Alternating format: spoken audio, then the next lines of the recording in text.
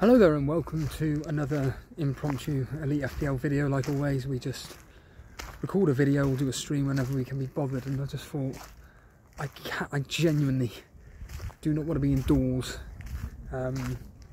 staring at a bloody computer screen, laptop, and while it's nice and sunny weather. So I thought I'd just come to the park and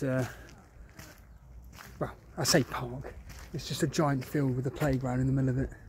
It's a shithole basically.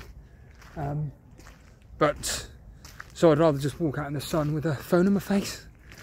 But I was just thinking about the whole thing of we're now at game week 10, quarter way through the season. Are we happy with everything is going? From my personal perspective, just by pure luck, you know, breaking into the top million. My rank is really weird. It's 888026. I just wish I was, just from an OCD point of view, just wish I was at 888,000th exactly. But anyway, I'm doing okay in the moderator league. I'm about 50 points off top spot roughly. We then have in the Torbay Elite League, I found out that one of the OGs, Dan, is now top. You then have myself that's 5th, and Sai, the best, he is just above me. In fact, we're on the same points, or he's above me by 1 point, I think it is. I think I'm on 623, Darren's on 623, and Sai's on 624, and Dan's on 629. It's a very, very tight league. Of course, we're not like the freaks of nature in the members league or the Elite FPL rivals league or the YouTube chat league, but certainly from, you know, from friends' point of view and individuals who, you know, do okay at the game, yeah, it's nice to be in a tight league. And I think I may actually start focusing on it more, maybe just like occasionally looking at it a bit more often, because I'm doing okay in it. But regarding like with the members leagues and the YouTube chat leagues, I say they're all relatively tight. I think that something that Fantasy World Order said kind of struck a chord with me, as we're just now approaching basically our time, and this is just disgusting. This is why I just don't come to this fucking place. It is just fucking shit. Never dry. Fucking vile. But yeah, it's something that the Fantasy World Order talked about, or made a comment about, a very long comment, regarding the fact that he's just looking at maybe quitting. Maybe this is his last season, which I don't want him to make it his last season, because he's a valued member of the community. I don't know how long he's been with us, what, 5 years? Since we first, well, maybe 4 years roughly he's been with us. And yeah, he is now at a stage where maybe in his life he's just not, I don't know where he wants to be. I don't know, and maybe the FPL game is just another factor where it's just like, fucking hell, man, like nothing's going right. I mean, I'm not suggesting for a minute this is his case, but fuck me, this place is like flooded. What a dump. Yeah, you know, I can certainly, from my own personal perspective, when things are going shit in my life and then you throw on top of the game that you take semi-seriously, or more specifically, as Dan always likes to say, a hobby that you take seriously, it doesn't help when, you know, your life's shit, that's shit, and it's just like, what the fuck am I doing? I mean, I'm not going to lie, like I made a comment in the comment section on YouTube, just essentially basically saying like, I'm just kind of like getting sick to death of sometimes doing Elite FPL and just feeling like, you know, we put all this fucking effort in and all we get is unsubscribers. Like, it is bordering on going against mathematics, really, with the amount of content that myself and Jason produce, and we lose subscribers. Yeah, it baffles me. But anyway, and yeah, it's because, why? Because on that day I went through a load of shit at work, and yeah, you just then want to come back to something that you enjoy, i.e. creating content, and it's, oh, we've lose more subscribers, brilliant. It must be me going to Heathrow Airport, it must be me walking around some shitty park. Can't do it. It's got to be about staying on the fucking page, the FPL website page, and just clicking through teams. Again, without wanting to go on a tangent, but I just find it fascinating. Someone commented saying that they got bored of watching Andy Let's Talk FPL, so they decided to join us. I think to myself, no disrespect or anything, but what were you expecting from Andy Let's Talk FPL? It's, like, I've got nothing against him. In fact, I really like Andy, to be honest with you, but his stuff's the same every bloody week. With like the independent channels and whatnot, and I will say, like with Elite FPL, like we are very, very different in our approach to when it comes to talking about this game. But these people would rather go and watch a bigger channel. Like I even see in the live streams where the second like a big channel goes live, we'll go. Everybody goes, oh, Andy's on, oh, Raptor's on, Focal's on, Harry's on, go there instead. Thanks. Cheers, join the other 10,000 people that have watched them live. But and then unsubscribe on your way out, brilliant.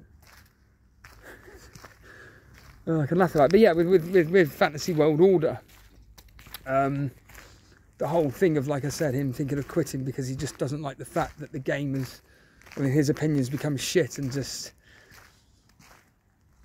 like the options have become so, I don't know, so spread out, I guess. I don't know. But yeah, there will be some people like Dread FPL that will argue that, oh, it's brilliant for the game. Well, yeah, but you're not doing great yourself though, are you? I mean, I could not enjoy a game where I'm just doing shit. It would just drive me up the wall, especially, like, no disrespect, but if you are doing bad at the game and you're still really engaged with it, I think you need to look more at yourself as to what are you doing that's wrong then. Because if you are engaged in the game like some people are, and yet you are doing within reason poorly, why is that? And then again the excuse, well, there's lots of players to choose from, it's really nice to work out which ones to get, and then you spend all that time trying to work out which ones to get and they still fail. And I don't know, like I said, it's an ongoing conversation that goes around and round and round in circles, and idiots like me talk about it. And even from my personal perspective, you know, like I said, this week, you know, I was at a stage where I'm thinking, do I get rid of Haaland? Do I get rid of him and bring in Watkins, Saka and Tsimikas? Well, it turned out that was probably the best decision of my season so far. Keeping Haaland, there's the correct terminology, keeping Haaland and captaining him. Because as I stated on the stream the other day, I did it out of spite to Jason, because I generally thought that he was going to captain Watkins or even Salah. And I thought, do you know what, this guy is banging on about how Haaland's going to smash the shit out of it. I don't really need to do these transfers this week, which I didn't. I really didn't need to do those transfers this week. I didn't think Saka was going to do much against Sheffield United. And then they've got Newcastle next, where again, don't think they're going to do that much despite what the history says. And you know, I think I can save those transfers for, like I said, for game week 12, where I am going to be doing the 2 transfers in for the Arsenal guys, and you know, getting rid of the Spurs assets, because I think it's slowly time to get off them, despite the fact that they are doing extremely well this season. Like I said, I'm not going to pretend that they're not doing. I'm not going to sit around and pretend that they're not a good team, because they are. Well, their first team anyway, as I keep banging on about. But as I stated, my plan will be to be getting rid of the Spurs assets in Udogie and probably Maddison, because Son has got that explosive return. And to be honest with you, I don't know, there's something about Son which Jason made a point, which he's just more exciting, more of an exciting player to own, which is true. Maddison, like I say, everything goes through him. Everything. He is, like I said, the Kevin De Bruyne of Tottenham. But I don't know. There's there's not enough about him where I feel he's going to be bringing in lots of points, whereas he's Mr. Consistent, like say an average of 6 points a game, whereas Son, he'll get you returns each game, but then he's got that massive 10-pointer in him or 15-pointer. And because I could afford to bring in Saka for Maddison, and I can get rid of Udogie and bring in, you know, whoever, it means then I will have a double Arsenal attack versus Burnley, and maybe even if I really go for it, like decide to triple up. But I think going with an Arsenal defender is probably the best option, mainly for their away games, where they seem to do very well away from home. Like I said, like last season, away from home they just don't concede goals. But no, I mean, you know, going back on it, like game week 10, and I was looking at, say, Tyler's team, who's top of the Members League, and the fact that I looked at, Jesus, he's got a really good score here. He's top of the league. Who's he got in his team? And I saw he's got Mbeumo, and I'm thinking, why have these people still got Mbeumo? Like, you look through Mbeumo's recent returns, okay, he did what he did against Burnley, and then he did what he did against Chelsea, but the likes of there was like 5 or 6 games where he just blanked, and these people just kept holding on. Like me and Jason always say, when your luck's in, your luck is in. And certainly with Tyler at the moment, just everything he touches is pretty much turning to, well, not gold, is turning to points. And even in the moderator league, anything the Harbour Boy seems to be doing seems to be touching to goal. And it's like with a lot of people that are doing well in these games. I mean, ironically, you could say the same thing for me in Sky, although this week was absolutely fucking atrocious.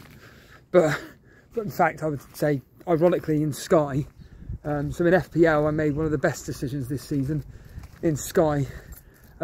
Just simply me not going through with what I wanted to do, which was Saliba in for Pedro Porro. That's all I wanted to do. Just bring him in and captain him, and that's it, done. Nope. Don't bother doing that. Why would you? Why would you? I just left it as it was because I felt, don't really need to do it. And then, as I stated yesterday, I wanted to bring in Darwin depending on the team news, but there was no team news.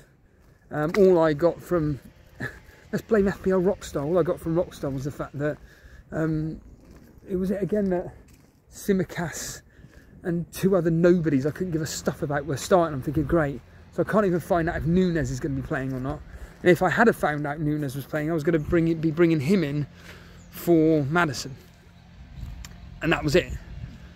And unfortunately, like I say, I didn't do it. And yeah, I got 0 points for Trippier as a captain. I had Salah as my captain instead of Haaland, even though I was never going to captain Haaland anyway. But yeah, it's these little fine margins, isn't it, when it comes to our own decisions that are going against us. And sometimes, like I say, I wish I just had that thought process in FPL, but without keep going over the same point, but I will.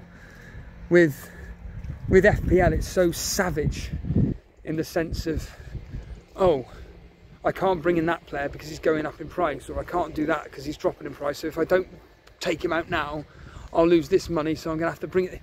It just goes on and on and on. Sky, you don't have to do it.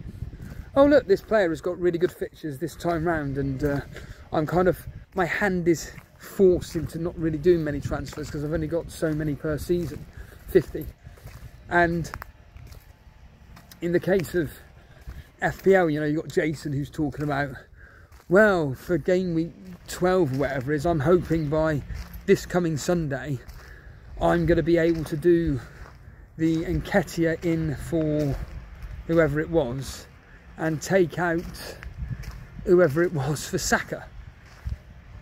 Now he's got 0.2 to play around with. Now Nketiah didn't go up in price, so it means that Jason's probably just going to be able to come through this and be able to do the move. But by Sunday we may have new information about certain individuals who potentially may be injured for Jason's team and everything, and this is all based on price price changes. Whereas if there was no price changes in FPL, Jason could just leave the transfer and not have to worry whatsoever. So anyway, a bit frustrating. Nketiah didn't go up in price last night, but hopefully maybe tonight or tomorrow he does.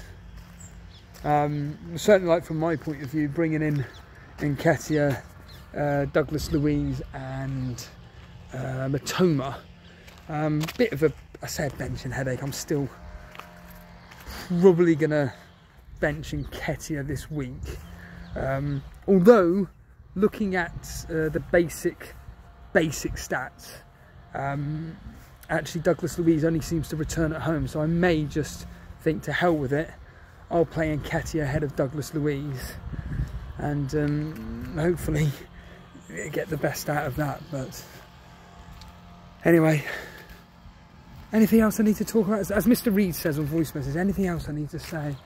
Oh yes, there is. I wanted to talk about yesterday actually, and I was actually genuinely fuming about the, okay, admittedly it was out of our hands, it was completely to do with YouTube, but the whole fact of YouTube completely going down and, you know, every 30 seconds buffering and crashing and everything, it really annoyed me, because it's just, we were having such a fun time with Matt and enjoying collaborating with another channel, and just, as Jason said, just getting a different face on the show, you know, and really enjoying the experience of, you know, actually having someone producing the show, because Matt was dealing with all the graphics and everything like that. All Jason did was just share the screen on our channel, but of course, as we know, YouTube was messing about yesterday, so that was all done in. But certainly I think that, you know, I messaged Matt afterwards and I said I really enjoyed that. Hopefully we'll be able to do that again soon, and he just returned the sentiments and just said, yeah, absolutely, I'd really like to. And it's just really weird, like, because him and Dan are two people that I actually, as I've stated before, they're part of the wrestling community, but they're the guys that I listen to whenever they're live doing a watch along, and it was just really surreal being on their channel. Like, it's just weird being on someone else's channel that you actually genuinely watch. It's why it's going to be weird this Sunday when it's going to watch Planet FPL live, and just watching two individuals that you listen to twice a week, and you're going to be there watching the football, and then afterwards they're going to be doing their live review of the games and everything. Obviously, you know, they're not going to be having any guests on. I mean, I have no right to be going on there anyway, but it would be quite funny if they did say, if anybody wants to come up on stage and stuff and give their opinion, I may just stick my hand up, as David Brent does. Yep. But no, I'm really looking forward to that. Like I said, it's going to be a bit of a surreal experience being there watching it live. But yeah, I think it also kind of brings a spark into us as well with me and Jason, because after a while, when we aren't doing, well, like I say, what right do we have for people to be reaching out to us? Fair point, good point. But when you don't have any content creators reaching out just to say, hi, do you want to fancy coming on our show or whatever, and you're just doing pretty much the same thing week in, week out, and talking to, you know, obviously I'm not saying that I hate talking to Jason, of course I bloody don't, I love him to bits, but what I mean is in the sense of, you know, it's just nice having a different person's perspective on things. And certainly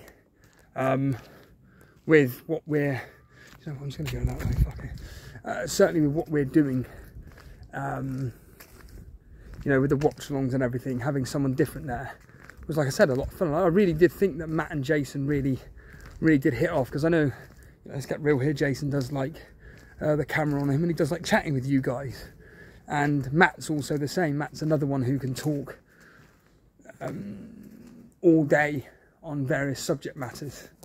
So them two getting together and hearing Jason going ape shit about Man United was just genuinely was just magical, and I just air Matt's sentiments, which was just words to the effect of, that was one of the best Man United rants I've ever heard. But it's just the truth, it's just coming from the heart, and when you are passionate about something, you will speak speak the truth.